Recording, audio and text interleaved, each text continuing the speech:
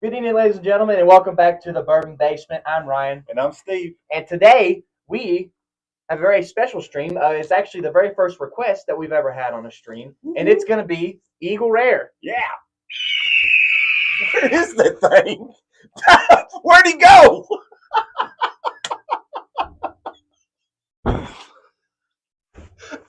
Oh my gosh! That was funnier than I thought. Oh my gosh. What was that? What do you mean what you thought it would be? I didn't mean to release that eagle up in here for our Eagle Rare episode. Eagle Rare! Our All Eagle right. Rare episode. So today, Our if you Eagle couldn't Rare tell- episode. Our Eagle Rare episode. Yeah, it's Eagle Rare. Anyway, guys. Oh no! I forgot to change the title. Hold on. I'm going to have to... Technical difficulties. Go ahead and start talking. Oh no! All right, so today's episode is about Eagle Rare. Now we're going to do the small bottles, so that's one we're going to open. We're off track now for sure, but I want to start the episode with some story time. So this isn't a real funny story, but it's kind of a PSA for everyone, and that is why this bottle's here. So I'll talk about that for a minute. So today, they had at one of the Kroger's in Lexington, they had a bourbon drop. And I was bourbon hunting Thursday afternoon and walked into this Kroger store and they had a post-it on the door that said, hey, January 24th, 9 a.m., bourbon drop. And I tried to go in there and I tried to ask them some information about it. They're very hush-hush. Give me that. We got to get this title changed. We are really messing this episode up. They are very hush-hush about what bourbons are. And the only thing he would tell me is it's some Buffalo Trace allocated bourbon. So, of course, my mind goes straight to Pappy, right? Straight to Pappy. And I'm like, yes, Pappy. And it's a post-it. I look online. I look on everything. I don't see any advertisements for this Kroger's bourbon drop at all. Just this post-it in the door. So I'm thinking this is going to be a good one. But with it not being advertised, I'm also thinking there's not going to be anybody there. But I take a day off of work. I get up at 3:30 in the morning. It's 14 degrees outside when I get into the vehicle. I drive to that Kroger, and when I get there, there's already 20, 30 cars in the parking lot. Sorry, guys, it's changed now. Eagle Rare. Finally. I hope that eagle screech comes through. He needs to settle down somewhere. The eagle is Producer, really... put that thing back in the cage. Eagle's really wreaking havoc in the bourbon basement right now. Anyway, so these people were hush-hush. Yes, but I get there and there is people there. So when I get there, everybody's still in the car. I get out with all my cold weather stuff on, and I walk up to the line there, and they've all got chairs out. And this is the first one that I've been to where I had to wait in line. Okay, so first thing I think is, did you say what time yet? Yes, this is about 4 o'clock in the morning. Okay, it was 3:30 when I got up. This is about 4:05, something like that. Everybody's got a chair in line, so I'm like, all right, this is the line. Let's honor the line. I go get my blanket. I take my blanket and I set it down. I'm 24th in line, so I'm thinking still 24 bottles.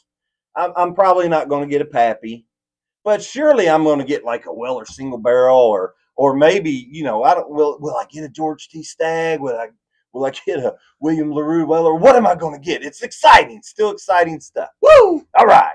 So I'm waiting in line. I was out of town for this. I didn't get to it. But I decide to go back to my car like everybody else because everybody's honoring this. And I sit there. I see a couple more guys pull up. I see them get out. They go behind me. They put their stuff in line. So everybody's just lining up. It's going to be cool. It's going to be civil. It's going to be rad. Everything. Oh. So everybody's still in their car at 6:05 in the morning, which is great. That saves us 2 hours of cold weather because the doors don't open on this place until 9, right? So at 6:05, here comes this minivan. Whoom, zooms through the parking lot, parks right in the front door, jumps out of the van. Literally, I mean, this happens within seconds, like 15 seconds. Parked out the door and has flopped herself on the ground in front of every chair that's lined up, right by the door. No respect. And I was like, is she really going to do that? So at this time, I kind of see some other people. Are you serious? Well, I kind of see some other people kind of getting nervous. You can see a lot of cars moving around and looking, and then some people get out, but nobody approaches this lady at all. And people are huddled up over here, and looks like to me a lot of these people know each other. This is what they do, I guess. This is a group venture. This is what they do, and they know each other, and they're pointing and talking about this lady. Well, me, politely, I decide I'm gonna get out. And I'm just going to say something to her. So I approach her in a nice way. No, seriously, I try to be as nice as possible. I approach her and I said, good morning. She said, good morning. I said, you've cut in front of a lot of people in line here. And she goes, there's no line. And I was like, yeah. I was like, yeah. I said, kind of all these chairs represent the line. I said, it ain't like they dropped their chair and went home and are going to come back at 9. I said, every one of them sitting in this parking lot right here. Just in the car. And she goes, well, if they're not in line, they're not in line. And I said, are you really going to be like that? And she was not coming off of this line. And anyway, I said, well, it wasn't right. And she wasn't a very good person in the nicest way possible. And then I walked back over to the other group of people that are talking about her, but not saying anything to her. And I said, listen, you might as well get your other buddies out of the car, tell them to get in line, or you're going to have more of this crap going on. So if you see a chair line and people in cars, it's still a line, guys. Take a hint. Respect the line. Don't cut lines at these places. It makes everybody, believe me, everybody there was anxious and after that point. And there ended up being about 60 people in line, which wasn't bad for non-advertised bourbon drop, right? But so we all got out of our cars at 6:05 in the morning. For 3 hours, we stood in 14 to 18 degree weather because of this line jumper. And anyway, I was around the corner because my 24 spot was around. I heard some yelling going on up there, so I go around and I peek. She was a problem. She was. I go around and peek. It's all calmed down. Next thing I know, cops are pulled up, and I think we're all getting ready to get kicked out of there. And one of the guys that I'm close to, he's up there listening to the cop. He comes back. I asked him what went on. Cop said he can't do anything. I said, well, did she call or did someone out here call? He said, I don't know. She might have called because they were all up there yelling at her and taking her picture and everything. She deserved it. You can't call for harassment when you bring it on yourself. I said, well, what the cop saying? He said he can't do nothing either way, whether she called or he called. It doesn't even matter. So this is Kentucky. People would take our bourbon seriously. Anyway, so now we're all in line. It's about 8 o'clock, and about 30 of us, the 30 that were there when this lady cut in line, we all decided that we're going to get up and we're going to hug as close to the door as we can and kind of hug this lady out. So we're up in there, and I mean, I'm with people I don't know. We're up in there like this, trying to just stay and push, walk through like this. I'm not the woman. You quit to get this lady out of there. And so she stands up and she's right there. She's trying to squeeze in, but nobody's letting her, right? And the guy's giving her a little 1-2 elbow. She'd never know who it came from. We're better people than that. But it's nice to talk about, and you should have heard a lot of the talking in the line and all the stuff. I kind of wish that she did get first in line and that she walked out the door and dropped the bottle immediately. Just, that would have been great. We're better people than elbowing, but we're going to wish the worst karma on everyone. That was what I was kind of hoping would happen. It didn't. But it doesn't make you a better person. It wasn't like anything bad. Just she dropped her bottle. I mean, it's innocent. It happens. Anyway. She's there. We're all huddled up like this, trying to get in, and the guys behind me, they're like, "Are we gonna keep her out? Are we gonna keep her out?" And I'm like, "She's gonna get in before it gets to us." Come on, man, we need another big body. But so I watched this all go down.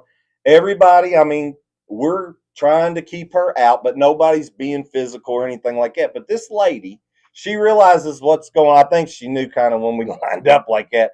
But when the door opens and everybody starts funneling in, this lady, kind of like a fullback, just kind of lowers her shoulder and goes into this one lady carrying a toddler and squeezes through this door. Who's got a toddler up at 4 a.m. going to It was a family bourbon release event. But here is the either best, if you want to look at, she was about number 14 or 15 in line. So there was at least those people that got in front of her. Once we got in the store, nobody even said anything. We just went on. Everybody let it go. But now we're in the store. It's time to purchase some bourbon. We're all trying to crane our neck and see what's behind the cashier there to get that glimpse of those pappies. How was that?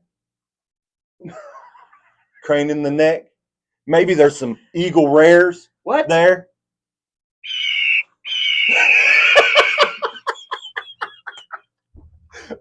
Anyway, there was some Eagle Rares. Oh.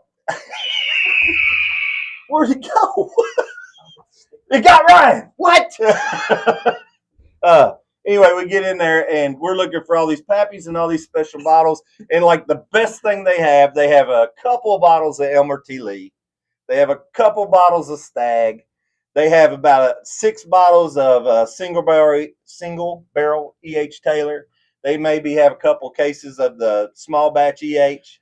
And then that's about it. They had some other good bourbons. They had the Woodford Masters Collection right here. They had this bottle, but it was still $166, so I wasn't going for that. They had the Knob Creek 18. It was still over $170, so I wasn't going to go for that because I've got them. I can wait.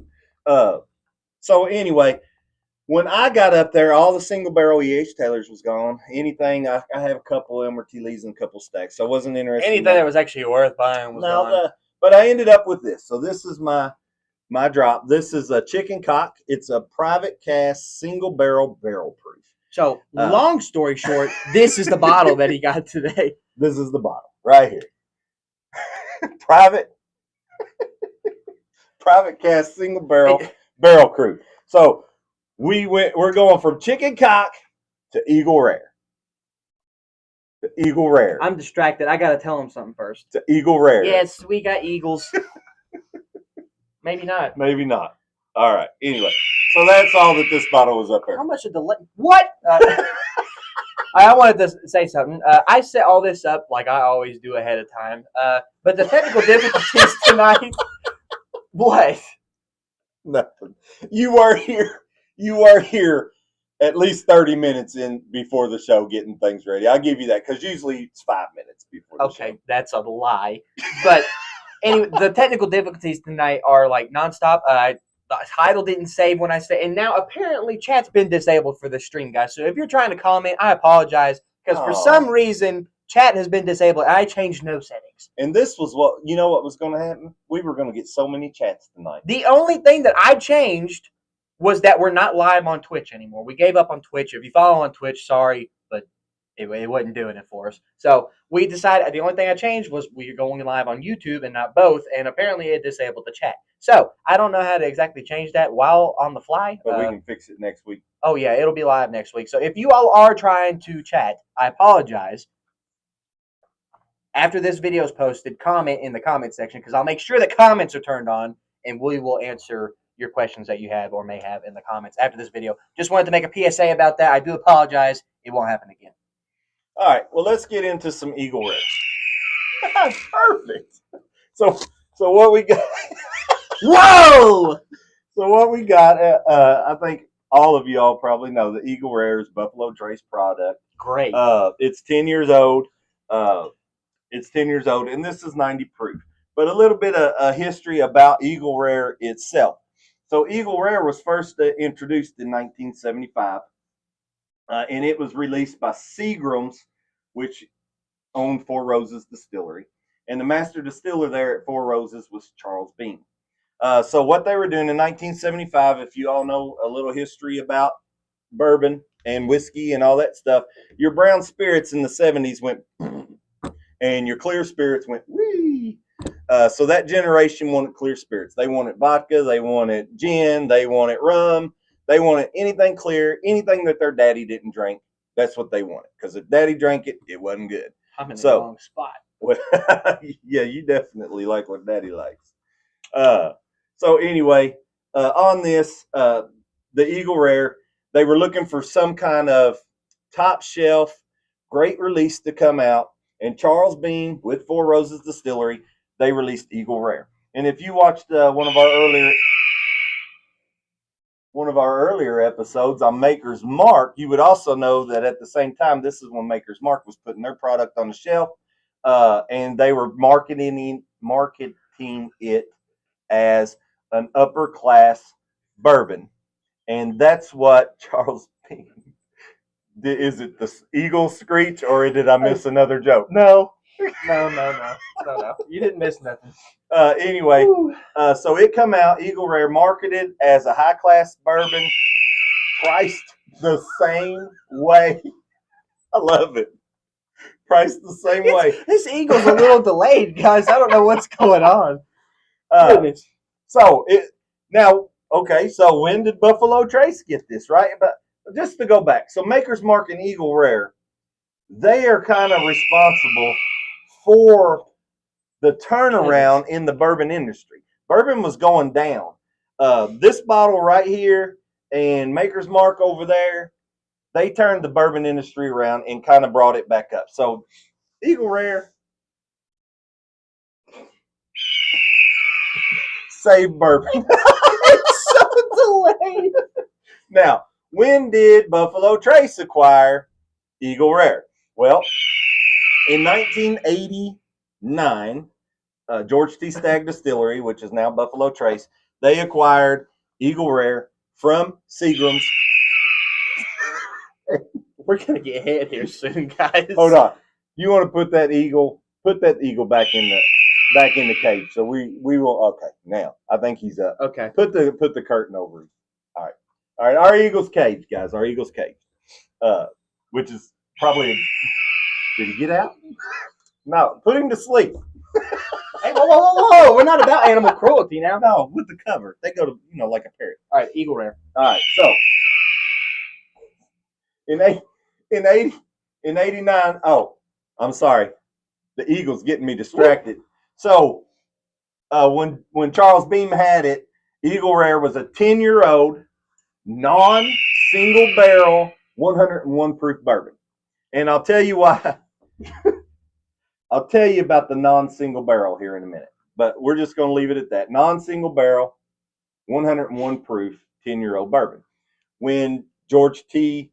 Stagg Distillery took it over, stayed the same. It stayed 10 years. It stayed at 101. And it wasn't until 2005 that they lowered it to 90 proof. That's a little bit of history about that. There are some other versions of Eagle Rare. There's the Eagle Rare 17, which is a 17-year-old. It's actually 101 proof. It's part of Buffalo Trace's antique collection. You got the Double Eagle Very Rare, which is 101 proof, 20-year-old Eagle Rare product. And then you've got one that I haven't even heard about.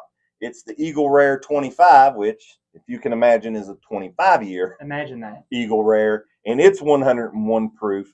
Wonder why they keep all the same proof.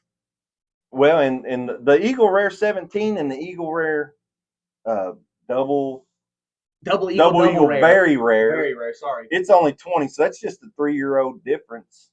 Same barrel. I don't know. And the double one, it's like $2,000 or more. I think the MSRP is $2,000. But you got to think $2,000, and you're getting 2 more years of age in a barrel than you would a 23-year patty. Well, that's true. So for cheaper, $3,000 cheaper. No, the 25 is $10,000. Okay, you didn't say that. I was talking about the 20-year, the double very rare. Anyway, so that's the Double Eagle Very Rare, $10,000. It was released in 23. So in 23 they made 250 barrels, 250 bottles. In 24 they made 250 bottles. So there's less than 500 bottles of the Double Eagle Very Rare. Less than 500 bottles. Years. Now they're still producing that, so there'll be maybe 200 to 250 bottles this year, maybe 200 250 bottles next year. But they're only putting out 200 250 bottles, and if you take a 25-year-old bourbon, that's probably just 2 barrels of that bourbon is released every year. Do we want to say 200 250 again? Did I mess it up? No. Goodness. It's better than Eagle Rare.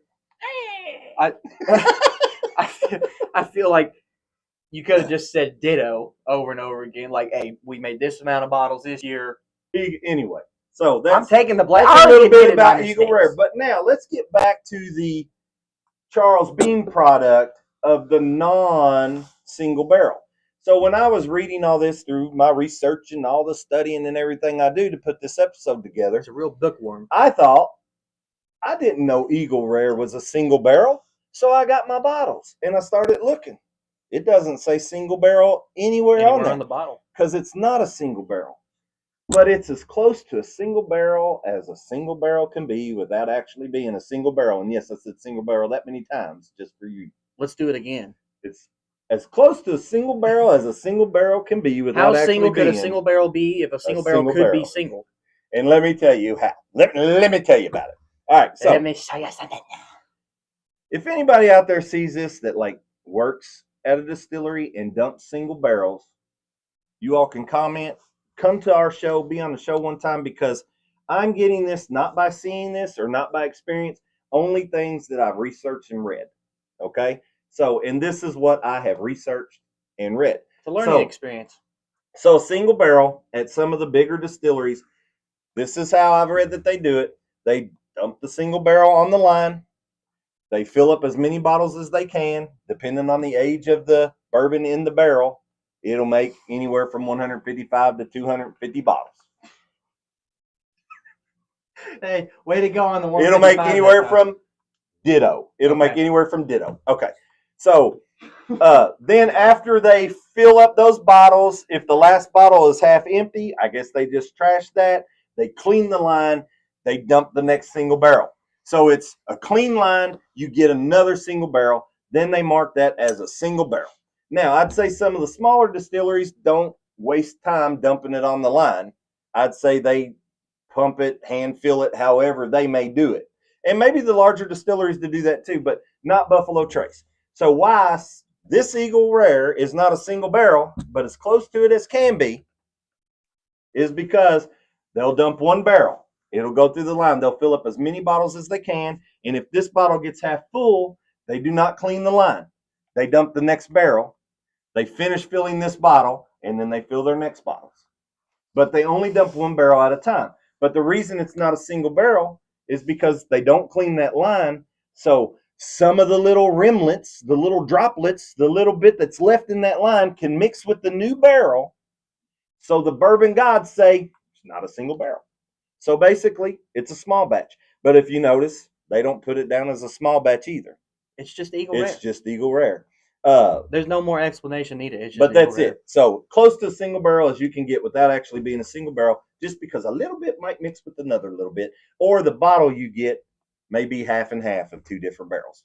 But that's like one bottle because, you know, that's all that takes. So if you don't know what a single barrel is by now, that's one interesting fact. The next and the most interesting fact that I saw when I was looking at this. Oh, and about single barrels. Here we go. This is a store pick. So when I was reading that, they allow, of course, if you pay enough, you and I can go get a barrel pick of Eagle Rare. We know we're picking one barrel. They bottle that as a single barrel because they're not going to put any more in there. That's our barrel. They're not going to give us any extra. All right, so that's ours. It is actually a single barrel. So if you see store picks or personal picks, like if you get it from a buddy or something that they've done a barrel pick, it is a true single barrel. But I looked at this bottle. It is a Liquor Barn store pick. It is not labeled as a single barrel, not on the sticker and not anywhere on the bottle. But the store picks, from what I've researched and read, are actual true single barrels because it's the barrel that they purchased. Anyway, so that's that about, and I thought that was very interesting. The next interesting fact, and the most interesting fact that I can imagine, that was it, is let's make that history. You didn't hear Let's it. make it guys. Four Roses lost Eagle Rare in a poker game to the George T. Stagg Distillery. Breaking news. But George T. Stagg acquired this, which is now Buffalo Trace. Here's the interesting fact. You look up Buffalo Trace, they don't tell what their mash bills are, but they say Eagle Rare is mash bill number 1. Well, what did Four Roses not have? Four Roses does not have Buffalo Trace's mash bill number 1. So that tells me that Eagle Rare before 89 was different than Eagle Rare after 89. Because after 89, it became mash bill number 1. Now, does it taste similar? I'm sure they got it as similar as they can, but it is different. Different mash bills. Maybe close, but it's different. And mash bill number 1 at Buffalo Trace is just a low rye mash bill. That's all it really says about it. But so if you have a bottle of pre 1989 Eagle Rare that's been sitting on your collector's shelf collecting dust, it's going to taste different than a 2024 bottle of Eagle Rare.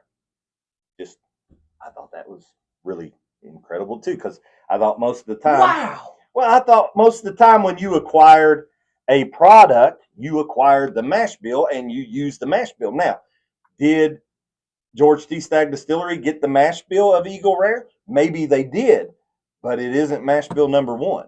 And now that's what they use is mash bill number 1 for Eagle Rare. So, da-da. And then the last thing, as I was doing all my research, and I found this very interesting. I don't know if anybody's read any articles or anything about Tasting Table, but I got a lot of these facts and everything from Tasting Table. They do a bunch of articles, a bunch of history. They do a bunch of surveys and things like that. But they did a thing of their top 30 bourbons ever made. Where do you think Eagle Rare? Eagle Rare's on it. Where do you think Eagle Rare finishes in the top 30 bourbons ever made? Third. Did you look at my notes? No. Number 3. Was it really So, number 3? Oh my! Winner, winner, chicken dinner! That wasn't scripted, guys. That was a guess. So Eagle Rare, according to Tasting Table, Eagle Rare is the number 3 of the top 30 bourbons ever made. And if you want to know number 2, it was Pappy Van Winkle. And if you want to know number 1, it was George T. Stagg.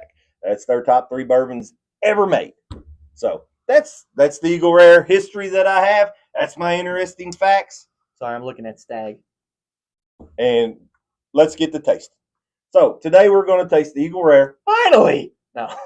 Store pick, 10-year-old, 90 proof, store pick at the liquor barn. We're opening a baby bottle today. Baby bottle because I like the bigger one looks better on my shelf. I thought that this one was for me. Just for you? I thought that was yours. Just your taste? Yeah, this is my tasting, guys. Guys, as we're opening this is going to be another fresh crack. So we'll get a nice first cork pop for you, a little ASMR. I'll be very quiet when it pops. But this is when we are going to invite you, if you have a bourbon sitting on your shelf, or if you have some Eagle Rare at Even your house better. that you would like to open up and have a drink with us, we invite you to do that now, and we would love for you to participate. Because, like we say, why drink alone when you can drink with us? All right, here we go. Let's try not to screw this up. Nice. It was nice, short, sweet, and to the point. All right. So last week, if you watched our Battle of the 18s, we had if you haven't, you definitely should. It's linked on our YouTube page under the live section. We had the black Glencairn glasses, and I was accused of overpouring. So today I'm going to be You accused yourself of overpouring. They were pretty heavy, weren't they? So today I'm going to be a little bit more safe, and I'm going to measure our pour. You ought to get to see it, but at the end of that video, he actually drank the rest of mine because I had places to be later in the evening, and he actually opened up Knob Creek 9-year as well and had a little sippy of it. And I said that we might get Steve a little loopy. You didn't get to see the aftermath. He was a little loopy. That's too much information. I was not. I was feeling good. He was buzzed. All right, so a little buzz going on. I have a confession. I've drank a lot of bourbon. I've never had Eagle Rare, and he has been missing out. I actually get to show you all the tiers this time because we couldn't do that last time because of the black Glencairns that we were using. But this one, if I remember correctly, it's been a little bit since I've had Eagle Rare, but this one does have some nice tiers. I guess the reason I haven't had it is because Eagle Rare is kind of available to us almost anytime we want it. It's not a very expensive price, and I guess I could have it anytime, so I just never had it. So confession, first taste ever of Eagle Rare. I've been anticipating it, and looking forward to it. I hope it's as good as I think it's going to be. And from what I hear, most people do like it. Now, one thing I will say about this one is it is. I'm not really a light color kind of guy. This one is fairly light compared to others. Well, it's light, but it's not like that bright orange. What did you pour? I poured more than yours. I measured you to the first line. I went to the top. He's got 2 ounces more than me. You know what this smells like? First thing I'm getting is toffee. This smells very similar to E.H. Taylor, guys, and it is one of my favorite smelling bourbons. So that's already, I mean, it's up on my list already just off of that alone. Do you remember what mash bill E.H. Taylor was? Was it one as well? I don't know if you ever said it. I have to look that up. I don't know if you ever mentioned that. It is similar. You get a little of that oak. I'm getting apple. I'm getting. This one isn't so much of a caramel apple, but more of a toffee apple or a candy apple. I get a lot of the toffee.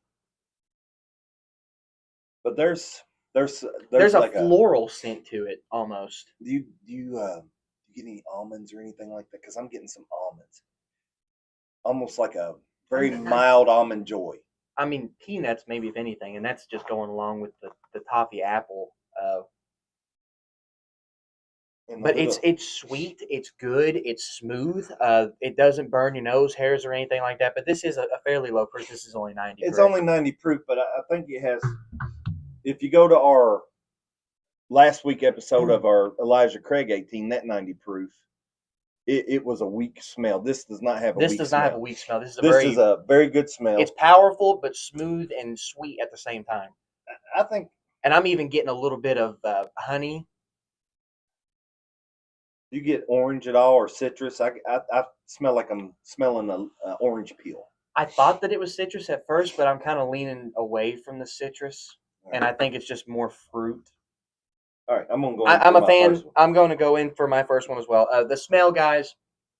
Everyone's going to smell something different. Everyone's palate's different. They're going to taste something different. I think this is a very pleasant smell right off the bat. I like it. So I'm just gonna, even though I'm not really gonna be smelling no more. You think it's similar? You remember I said E.H. Taylor was probably my favorite smell of all the bourbons. It is one smelled. of my favorites as well. And the small batch, I've not smelled the single barrel. This one is nice. You said it reminds you of E.H. Taylor. It really doesn't remind me of it because that one just overwhelmed me with a goodness and a satisfying aroma. This is very good. But I'm not comparing it to E.H. Taylor. I said it smelled similar. Did you already talk about this? No, you interrupted me. I'm sorry. So I already went in for my first sip, but when we do our tastings here, we've gone on a lot of tours if you're just now tuning in for the first time, and we've kind of gone to all the tastings and taken what we think is the most important out of the actual tasting aspect and compiled it into 4 steps. So the first sip is going to be your acclimation sip. That's what they'll all tell you. Just getting rid of the burn. Of course, this being a 90 proof, it has none to begin with. I get a little bit of burn out of it. I don't get that much, but that's your acclimation. You hold it in your mouth for about 5 seconds, all over your taste buds and your cheeks and your gums and stuff, and get that burn out of the way. So when you go in for taste 2, it's another acclimation. But just in case, we're going to do another taste 2 here.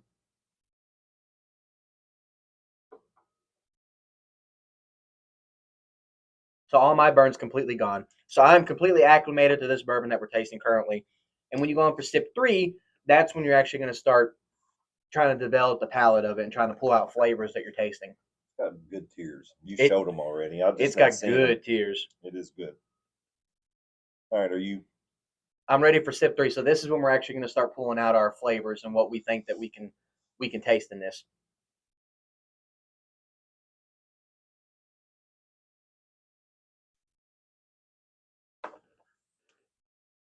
You want to go first? You want me to? Mm-hmm. All right. I'm kind of dead on my nose. Our producer's gonna have a sip. I'm kind of dead on my nose. I get that toffee taste, a little bit of oak, a little bit of sweetness. I don't know if that sweetness is the honey sweetness or the toffee, still the toffee sweetness. Do you get any of that? Or am I shooting in the dark here? I'm with you as far as sweetness, but it's more of a. I don't get a citrusy flavor. I had a citrusy or an orange, like a peel of an orange smell. I'm getting. What is that? Don't you hate when you know what you're tasting? And sorry if I'm just looking off into the abyss. I'm really trying to concentrate. You hate when you taste something and you know that you've had it in the past, but you just can't quite put your finger on what it is. That's what I'm experiencing right now. Like just straight up, I know that I've had this taste, and it hasn't been this bourbon. Now it's not the bourbon, but I've had this taste that I'm actually tasting. A little bit of. Producer says graham crackers. She gets graham crackers out of this. I'm tasting. You get a finish of cinnamon candy. Yes, I smelled cinnamon even. What I'm gonna tell you all, even if you're just tuning in for the first time, cinnamon graham crackers. That's what our producer's saying. Sorry, we're reading a little whiteboard in the background. What I'm going to tell you all, if you've not heard me judge a bourbon before or say what I'm tasting, I don't say oakiness and maple much because I get that out of all of them. I taste the oak barrel in all of them, so I just don't put that as an aspect anymore just because I always pull that flavor out. And if you watch the stream enough, you'll come to know that I just don't put it. But this one does have the oakiness if you've never watched before. It does have the oakiness. It does have the maple kind of syrup flavor going for it. I'm still getting fruity. I don't know exactly what fruit. I'm not really getting apple anymore. I get apples. Is it apple? Kind of maybe an apple pie kind of taste. And the longer I haven't had a drink, and the more it sits there, I can pull out more of those flavors. I still get that toffee, but I get almost an apple pie kind of flavor now. You know what I'm getting again? And a cinnamon candy finish. You know what I'm getting again? What? That raw pumpkin. Really? I don't know. Is it good for you? I don't mind it. It makes me feel like I'm carving a pumpkin. I do with that what you will, guys. Or that I put a raw pumpkin seed in my mouth and tried to eat it like right out of the squish. Did you add any water? No, not yet. I put water in mine, so I'm gonna. Man, the smell, I can't get past it. It's good. Do you think this drinks like a 90? Because I don't. I think it drinks higher than. I think it drinks like a 90. I think it drinks at a higher proof.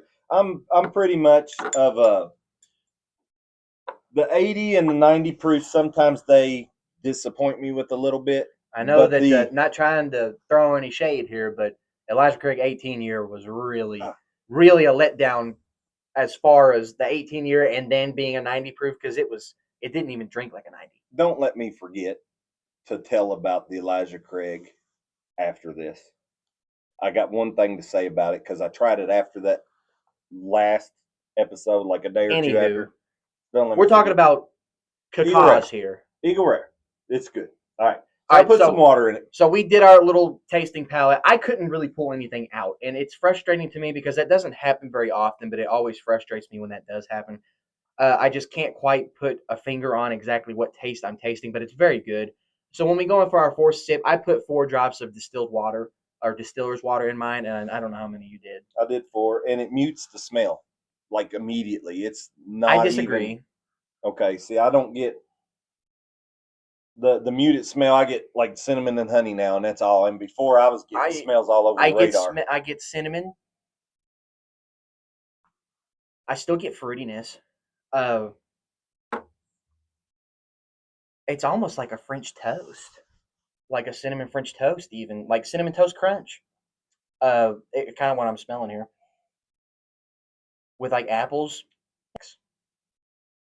or Apple Jacks. Sorry, the apple and cinnamon fruit, and this is filtered water basically. It's distilled water, just boiled water that doesn't has no imperfections and doesn't have a taste and doesn't add any taste. It just changes the depth of the bourbon that you're drinking yourself. All right, so I'm going to stop talking. This is my 4 cents. All right, so while you're drinking, I'm gonna talk. So 90 proof. When I put the water in it, I think the 90 proof comes out. I liked it without the water. I thought it drank as a higher proof. It was a little bit more heat. I'm a 100 and above kind of guy. I do like that. So this 90 was very pleasant, neat. I'll probably drink it neat from now on. I add a little water. I do like mine cool, so I might chill it.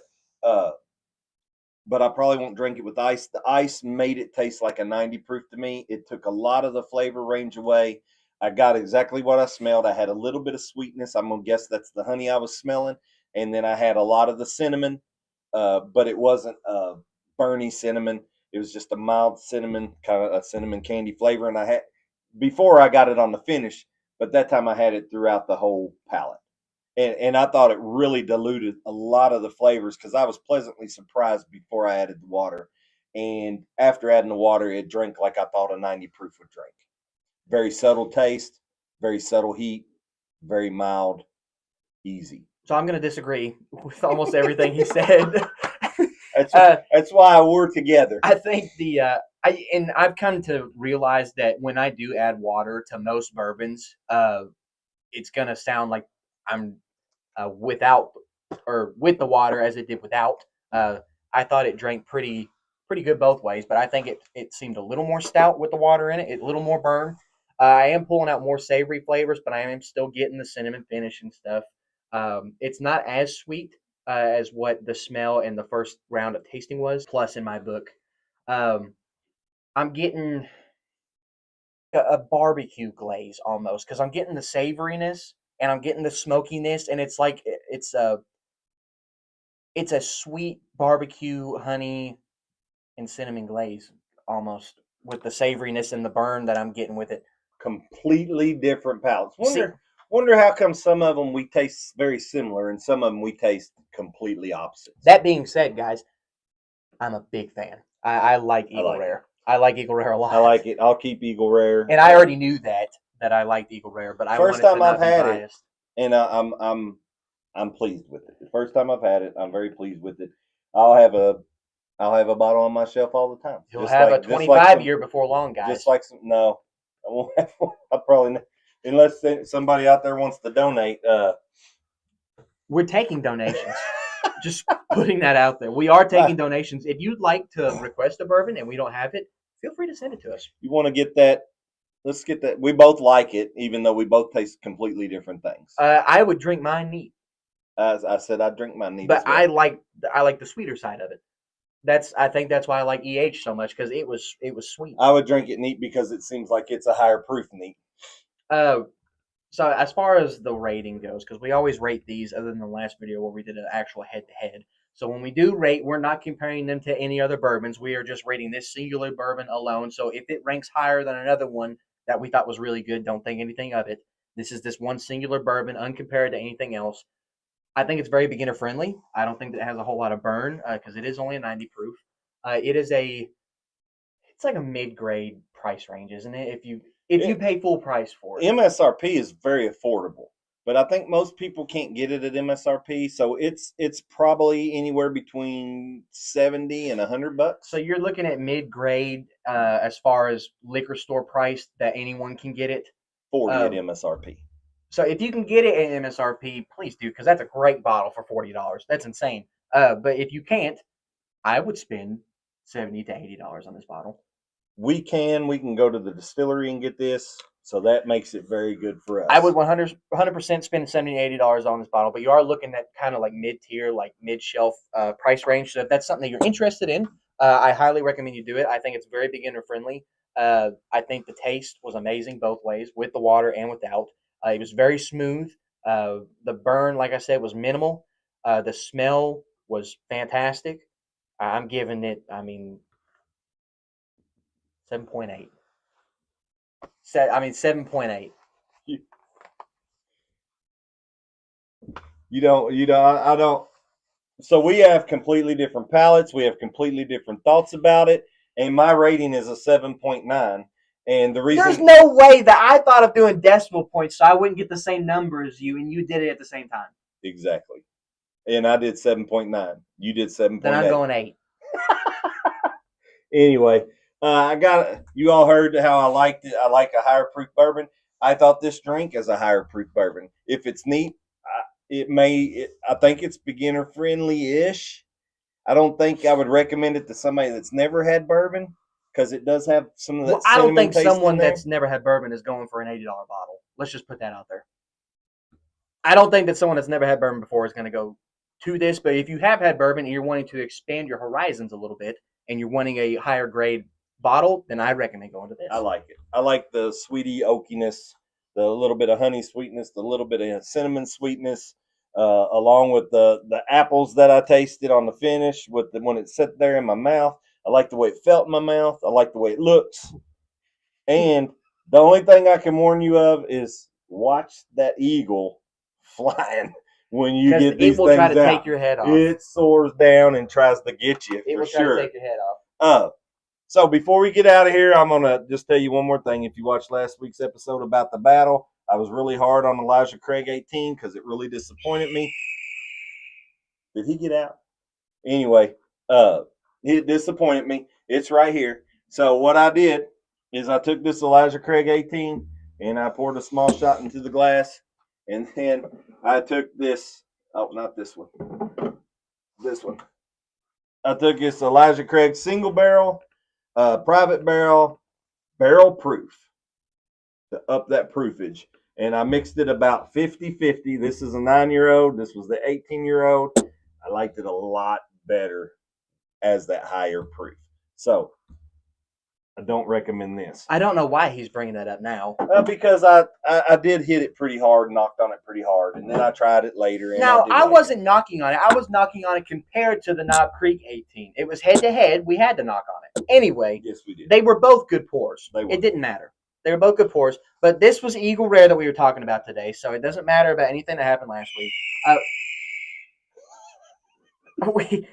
I highly recommend this bottle, guys. If you've never had it and you can get it, I would pay $80 for this. Get it. Get that bottle. And that's all that needs to be said about it. Great pour, great drink overall, and great episode. I enjoyed every minute of that. I did too. But if you all are tuning in for the first time, be sure to subscribe. We are live every Friday at 6 p.m. Eastern Standard Time. If you'd like to follow us on some other social medias to see some behind-the-scenes stuff, we do have a TikTok. We have a Flip. We have a Lemonade. We have obviously the YouTube, but we are starting to broaden our horizons a little bit and post some shorts, which is some behind-the-scenes stuff that you don't see on the show because the show is The Bar Alone. So if you want to see some stuff about the entire Facebook as well. If you want to see some stuff about the entire Bourbon Basement and everything that's going on behind the camera, be sure to follow us on any of those platforms. It's all the same name, The Bourbon Basement, no spaces. And we look forward to seeing y'all. Any of y'all's support is always greatly appreciated. I've seen on the active watch count that there's been a few more people tuning in, so we greatly appreciate you all giving us a little bit of time out of your day. If you have any suggestions on what we should do for the next video, drop them in the comments, and I promise, guys, that the chat won't be disabled next video. I don't know what happened with that, and I have a feeling there would have been a few of you all that actually chatted, especially being first-time viewers, so I do apologize for that being a turn off. It won't happen again, but comment at the bottom of this video after it's posted and after the live actually ends if you have any suggestions for next episode. You can't see a whole lot, but if you go, we do head-to-heads, we do anything that you all want to see that you all see on the bar behind us, or go on some of the socials, and if you see anything on the shelves, recommend it. We take suggestions and are very we incline you to do so. All that being said, guys, I'm just going to stop blabbling. Hopefully you all got all that information. We appreciate you all once again giving us a little bit of time out of your day.